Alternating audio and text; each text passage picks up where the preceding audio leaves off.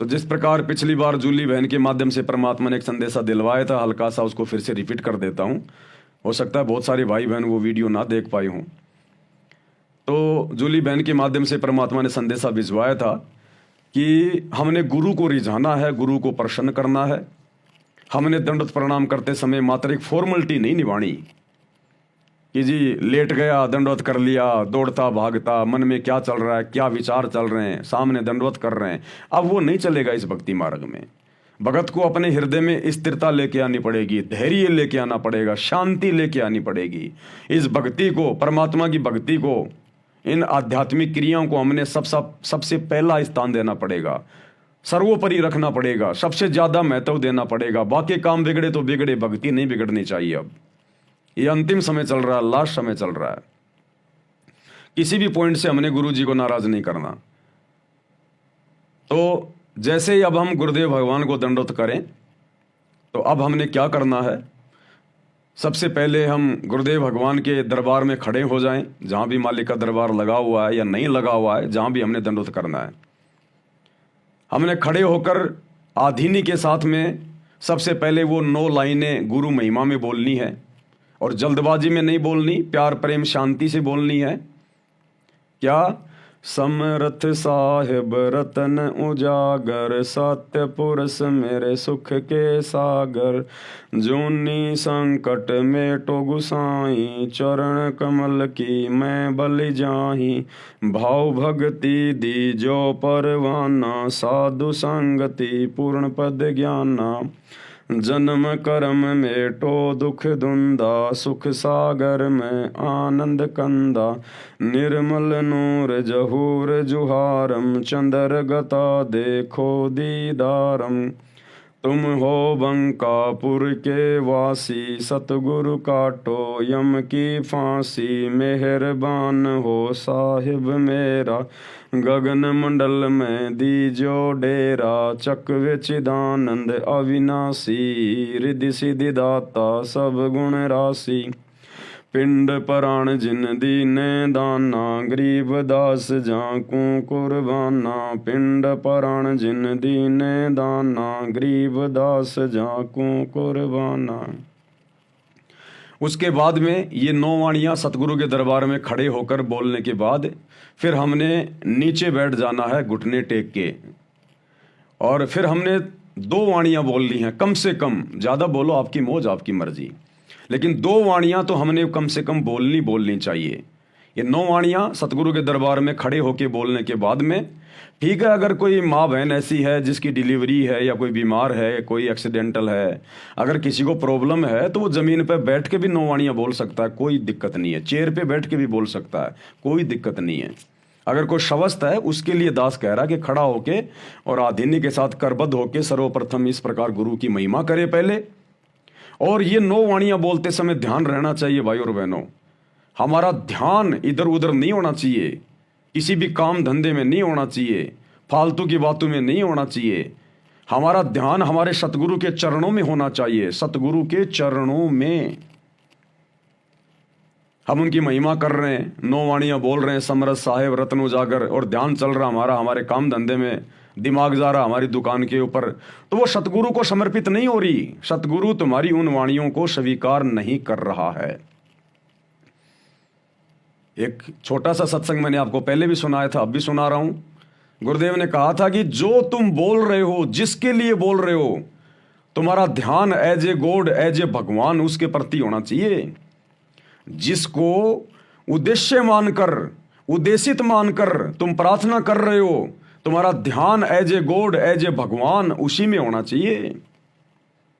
तब प्रभु तुम्हारी उस पुकार को स्वीकार करेगा, तुम्हारी उस विनती को, जो महिमा तुम कर रहे हो अपने सतगुरु की, तब सतगुरु उसको स्वीकार करेगा। तो ये छोटा सा सत्संग 1 मिनट का, जिसमें गुरु जी क्या कह रहे हैं कि जब आप महिमा करते हो किसी की भी, तो आपका ध्यान उसी में होना चाहिए, और उसको एज ए परमात्मा मान के, एज ए गॉड मान के। यदि हम गुरु जी से ये 9 वाणियाँ महिमा की गा रहे हैं, कर रहे हैं, तो हमारा ध्यान गुरुदेव के चरणों में, गुरुदेव की सूरत में, गुरुदेव के आसपास, और ये सोचकर कि सामने भगवान बैठा है, भगवान, क्योंकि महिमा केवल भगवान की जाती है, सामने तस्वीर किसकी है? गुरुदेव की। तो ये भगवान है, ये परमात्मा है। अगर हमने परमात्मा किसी और को मान रखा है, दाढ़ी मूंछ वाले उस कबीर जी की फोटो को, और महिमा कर रहे हैं अपने गुरुजी की, दंडवत कर रहे हैं अपने गुरुजी को, तो गुरुजी कभी भी उसको स्वीकार नहीं करेगा।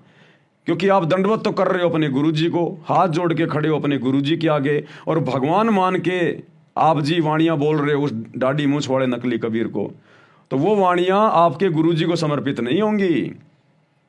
आप जिसके लिए महिमा कर रहे हो, जिसको दंडवत करना चाहते हो, जिसके आप भगत हो, जिसके आप अनुयायी हो, वही आपकी नजरों में भगवान होना चाहिए, तभी आपकी वो प्रार्थना वो स्वीकार करेगा। तो क्या करें गुरुदेव भगवान? ध्यान से सुन लीजिए। तो कबीर साहब कहते हैं, राम योगी ना जीवे और जीवत बौड़ा हो।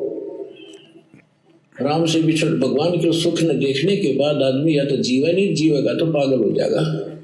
तो वो दशा उस महापुरुष की हुई। तो दादू साहब जी बड़े होते गए, जो जो तब उन्होंने उस अमृतवाणी बोली, वह उनके चेलों ने लिखी, गरीब दादू साहब जी के ना, और दादू जी के ग्रंथ में ये विद्यमान है वाणी। अब दादू जी क्या बताते हैं, थोड़ी सी महिमा परमात्मा की दादू जी के शब्दों से सुनाते हैं। परमात्मा की, परमात्मा शब्द कहने से पाप करने लग जाते हैं जीव के, लेकिन जो परमात्मा है उसको उद्देश्य बनाकर उसको परमात्मा कहा जाए, लेकिन जो परमात्मा है उसको उद्देश्य बनाकर उसको परमात्मा कहा जाए, लेकिन जो परमात्मा है उसको उद्देश्य बनाकर उसको परमात्मा कहा जाए। जो परमात्मा है उसको उद्देश्य मानकर और उसको परमात्मा कहा जाए। जो परमात्मा है उसको उद्देश्य मानकर उसी को परमात्मा कहा जाए, तब परमात्मा उसको स्वीकार करेगा। जैसे हम दंडवत कर रहे हैं अपने गुरुजी को परमात्मा मानकर, तो गुरुजी हमारे दंडवत को स्वीकार करेगा। हम दंडवत कर रहे हैं गुरुजी को और भगवान हमारे दिमाग में चल रहा है वो दाढ़ी मूंछ वाली को कबीर की वो नकली फोटो, तो गुरुजी उस दंडवत को स्वीकार नहीं करेगा। जिस प्रकार भगत भाई बहन संध्या आरती के लास्ट में अपने गुरुजी को क्या कहते हैं? मेरे गुरुदेव भगवान भगवान दीजो काट काल की फांसी। अपने गुरुजी को भगवान कह रहे हैं कि मेरे गुरुदेव भगवान है। और जब जून का महीना आता है तो भगवान मानते हैं उस दाढ़ी मूंछ वाले मुर्दा कबीर को, नकली कबीर को। तो वो प्रार्थना तुम्हारा गुरु नहीं सुन रहा, क्योंकि तुम फॉर्मेलिटी कर रहे हो, तुम शब्द गा रहे हो अपने गुरुजी के लिए कि मेरा गुरुदेव भगवान है, और वास्तव में भगवान मान रहे हो तुम दाढ़ी मूंछ वाली उस कबीर की फोटो को। जून के महीने में कबीर प्रगट दिवस मान के भगवान मान रहे हो तुम उस मुर्दा फोटो को, तो गुरुदेव तुम्हारी वो प्रार्थना स्वीकार नहीं करेगा। गुरुदेव के कहने का मतलब ये है कि जिसको परमात्मा मानते हो उसको परमात्मा मानकर ही स्तुति करनी चाहिए और उसी की करनी चाहिए, अन्यथा तुम्हारी बात नहीं बनेगी। फिर आगे गुरुदेव ने एग्जाम्पल दिया, आगे गुरुदेव ने फिर एग्जाम्पल दिया। क्या कह रहे हैं परमात्मा? ध्यान से सुनिए फिर। अब जैसे हम तहसीलदार को और प्रधानमंत्री कहे जाए और उसका आगे एप्लीकेशन रखे प्रधानमंत्री के सत्र का काम और उसके तहसीलदार के आगे रखे, वैसे प्रधानमंत्री कहे जाओ कति नारी जय अरना वो काम कर सकता। क्या कह रहे हैं गुरुदेव? प्रधानमंत्री के लेवल का काम और वो प्रार्थना अगर हम किसी तहसीलदार के आगे रखेंगे और प्रार्थना करेंगे, वो काम जिंदगी में नहीं होगा। तो भक्ति और मुक्ति के लिए हम सारा प्रयास कर रहे हैं, और भक्ति मुक्ति के दाता सतगुरु, भक्ति मुक्ति के दाता, अब भक्ति और मुक्ति का दाता हमारा गुरु, और फिर हम भगवान मान के पूज रहे हैं दाढ़ी मूंछ वाली कबीर की फोटो को। अरे जो काम हमारे प्रधानमंत्री ने करना है, सतगुरु ने करना है, हमने उसी को प्रधानमंत्री मान के, सतगुरु मान के, भगवान मान के प्रार्थना भी उसी के चरणों में रखनी पड़ेगी, और उसी को मानना पड़ेगा कि यह काम केवल आप कर सकते हो, दूसरा कोई नहीं कर सकता। तो ज्यादातर भाई बहन क्या कर रहे हैं? उस तहसीलदार के सामने प्रार्थना लगा रहे हैं, दाढ़ी मूंछ वाले नकली उस कबीर के सामने, कागज के टुकड़े के सामने। तो बताओ कैसे हमारा रोग कटेगा जन्म मरण का? कैसे हमारा गुरु हमसे प्रसन्न होगा? तो भाई और बहनों, दास का कहने का मतलब है हम जब ये सतगुरु महिमा में उनको दंडवत करते समय जो 9 वाणियां बोलते हैं, सतगुरु साहेब रतन उजागर, ये वाली वाणियां सतगुरु की महिमा की, दंडवत से पहले 9 वाणियां, तो हमारा ध्यान, हमारा टारगेट हमारे गुरुदेव के चरणों में होना चाहिए कि एकमात्र परमेश्वर प्रभु अल्लाह कबीर सब कुछ भक्ति मुक्ति के दाता मेरे गुरुजी हैं, इनके अलावा दूसरा कोई कबीर जान में नहीं है। तब गुरुजी उन वाणियों को स्वीकार करेगा, भगत के उन शब्दों को स्वीकार करेगा, तब गुरु प्रसन्न होगा, तब वो ब्लूटूथ मैच करेगा। तो सर्वप्रथम ये 9 वाणियां हमें इस प्रकार से अपने गुरुजी में ध्यान लगा के, ना कि इधर उधर, ना किसी और देव महादेव में। उसके बाद जमीन पे घुटनों के बल बैठ जाएं और फिर कम से कम 2 वाणियां हाथ जोड़ के आधीनी के साथ, कर जोड़ूं बिनती करूं धरूं चरण पर शीस, सतगुरु रामपाल जी भगवान ने दियो नाम बख्शीश। कोटि कोटि सिजदा करूं कोटि कोटि प्रणाम, चरण कमल में राखियो मैं बांदी जाम गुलाम। ये 2 वाणियां कम से कम हमने फिर घुटने के बल बैठ के अपने गुरुदेव के सामने उनके चरणों में ध्यान रख के, तो वो कोटि कोटि बार वो सिजदा, वो दंडवत गुरु स्वीकार कर लेगा। अरे एक दंडवत प्रणाम का कितना फल है, एक अश्वमेघ यज्ञ के समान। और यदि हम कहेंगे कोटि कोटि दंडवत कोटि कोटि प्रणाम, चरण कमल में राखियो में बांधी जाम गुलाम, परमात्मा स्वीकार करेगा उसको, क्योंकि हमारा लक्ष्य, हमारा टारगेट हमारा सतगुरु है। हमने उनको परमात्मा मान लिया, भगवान मान लिया। हमारे लिए और कोई दाढ़ी मूंछ वाला कबीर भगवान नहीं है।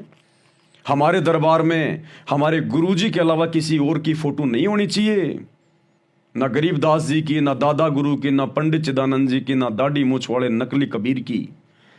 अगर है तो चाहे आप कितने भाव से 9 वाणियां बोल लो, कितना कोटि कोटि दंडवत कर लो, परमात्मा स्वीकार नहीं करेगा। अगर किसी औरत के बटवे में, उसके पर्स में, अगर उसके पति के अलावा किसी गैर पुरुष की फोटो अगर उसके पति ने देख ली, वो पति उस औरत से प्रेम नहीं करेगा। तो हमारा दरबार साहिब हमारा पर्स है, हमारा बटुआ है, और हमारे बटुए में अगर हमारे गुरुजी के अलावा किसी और की फोटो दिखाई दे गई, ये अंतर्यामी परमात्मा, इसको देखने की जरूरत नहीं है। चीटी पायल बाजे पैर साहिब सुनता है सब लहर। कितना दंडवत करते रहना, कितना इसके गुणगान करते रहना, ये ध्यान नहीं देगा फिर। तो फिर कम से कम ये 2 वाणियां भगत भाई बहनों ने बोलनी है।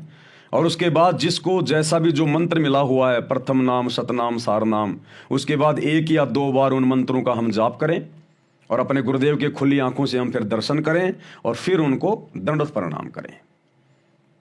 तो ये दंडवत प्रणाम की जो विधि है, जिसके बाद में आत्मा बिल्कुल आत्म विभोर हो जाती है, वास्तव में हमें वो दंडवत का, वो यज्ञ का वो परिणाम मिलेगा, हमें वो फल मिलेगा। और आधीनी के साथ करना, हमने प्रणाम करना है, व्यायाम नहीं करना। अगर हम भाई बहन इस प्रकार से इन तमाम मर्यादाओं में रहकर गुरु को परमात्मा मानकर इस प्रकार से ध्यान से यदि हम ये दंडवत नहीं करते हैं, तो हम प्रणाम नहीं कर रहे, हम तो व्यायाम कर रहे हैं। व्यायाम कर रहे हैं हम तो, जमीन पे लेटना उठना। तो हमने प्रणाम करना है, व्यायाम नहीं करना हमने। परमात्मा कह रहे हैं, जय गोपाल दंडवत करो पैरो पड़ प्रणाम। तो इस प्रकार से करना हमने। भाई जो गुरु बचन पे डट गे, कट गे फंद 84 के, कट गे फंद 84 के, कट गे फंद 84 के।